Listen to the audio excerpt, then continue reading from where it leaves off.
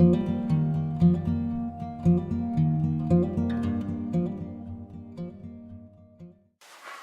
morning, it's Wednesday the 24th of April.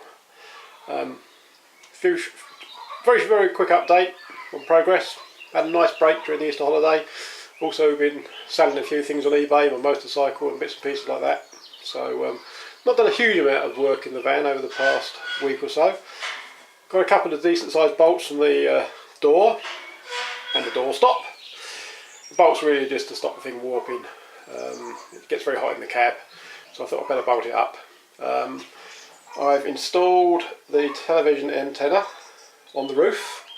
I was going to put it in the back locker, but it protruded too much into what we want to use as a wardrobe, so I've now put it into this one. It's actually in the hole that was originally for the main radio aerial.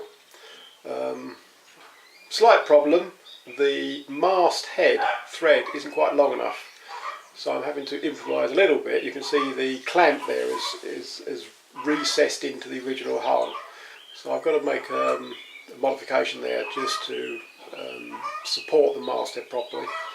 But that works well in that locker there. We can get to it, I can see the screen. It's also much easier to run the cables around to where the television's going to be. So there we have aerial, door locks, and we have a bed frame. There we are. That is an IKEA futon frame. When I first tried out the bed design in this van, I was using a wooden futon frame that I'd made.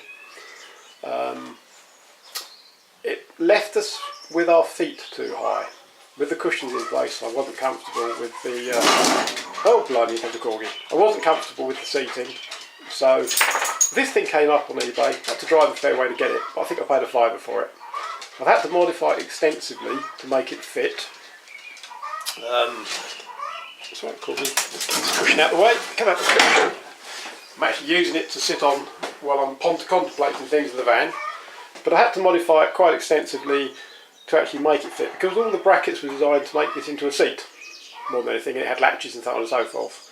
So I've shortened the upright rail.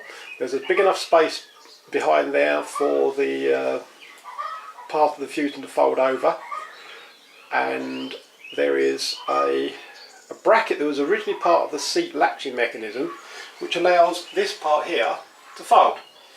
And because this part here can fold, we can then do that.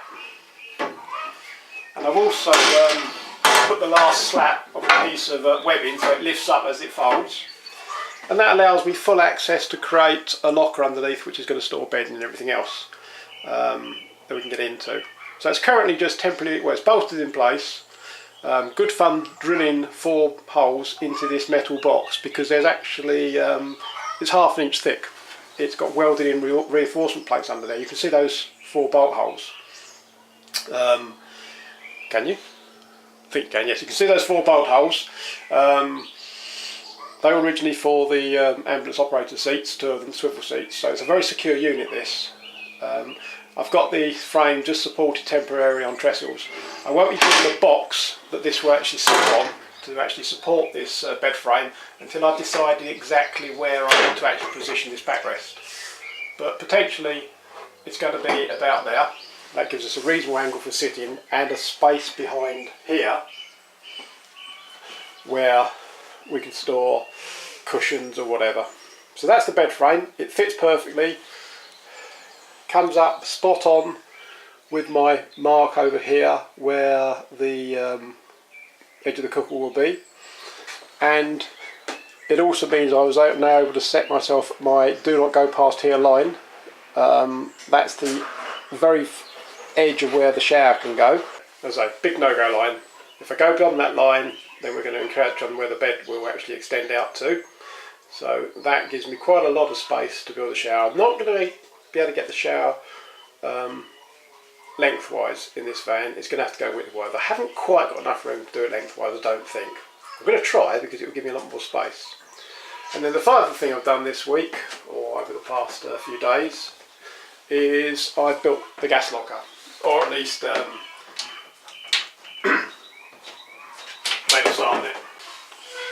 So, because I'm using the external cabinet, obviously the gas tank is quite large, and therefore I've built this housing fully sealed on this side of our wardrobe. That cable down there is dead. It's what used to power up the tail lift. Huge thick cable. I'm sure I'm going to use it for something eventually, but I'll then show you what I've done with the gas tank on the outside. There you are, one Gasset 11 kilogram tank. I've reused the straps that were originally in the ambulance for the oxygen tanks and all the mounting hardware. It's bolted into the metalwork of the seat frame, so it's not going anywhere. The way I've created this opening means it cannot jump up and down. I will put in a drop vent directly underneath it, because this is the whatever version it is, but it's got a nice bit of space underneath it.